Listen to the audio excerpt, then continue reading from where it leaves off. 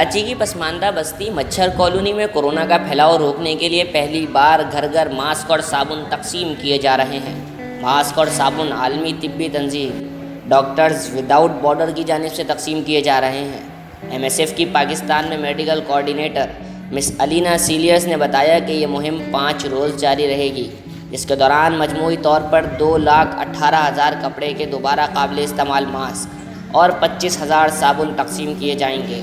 انہوں نے بتایا کہ مچھر کالونی میں 12 سال کی عمر سے بڑے ہر رہائشی کو 2 ماسک ملیں گے، جبکہ ہر گھر میں صابن کی 3 ٹکیاں تقسیم کی جا رہی ہیں۔ ایم ایس ایف یہ تمام سرگرمی محکمہ صحت صوبہ سندھ کے تعاون سے کر رہی ہے۔ اس مہم میں 100 سے زائد کمیونٹی ہیلتھ ورکرز حصہ لے رہے ہیں۔ مس اینا سیلیئرز نے مزید کہا کہ ایم ایس ایف عید الاضحیٰ سے قبل صابن اور ماسک کی تقسیم کو پورا کر رہی ہے، تاکہ عید کی چھٹیوں کے دوران بطور احتیاطی تدابیر لوگ ان کا استعمال کر سکیں اور دوبارہ سے وائرس کی تیزی سے پھیلنے کے خطرے کو کم کیا جا سکے۔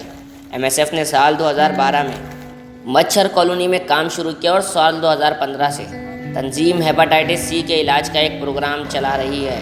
ایم ایس ایف نے ہیپاٹائٹس سی کے حوالے سے ایک نہایت آسان ماڈل بنایا ہے، جس کے تحت تشخیص، علاج، آگاہی اور نفسیاتی امور پر مشاورت پرائمری ہیلتھ کیئر لیول پر ایک چھت کے نیچے فراہم کی جا رہی ہیں۔ اس موقع پر additional D H O west doctor Atiq نے گفتگو کرتے ہوئے محکمہ صحت سندھ کی جانب سے بھرپور تعاون کا یقین دلایا اور ایم ایس ایف کی خدمات کو بھی سراہا۔ حریرہ احمد، جسارت نیوز، کراچی۔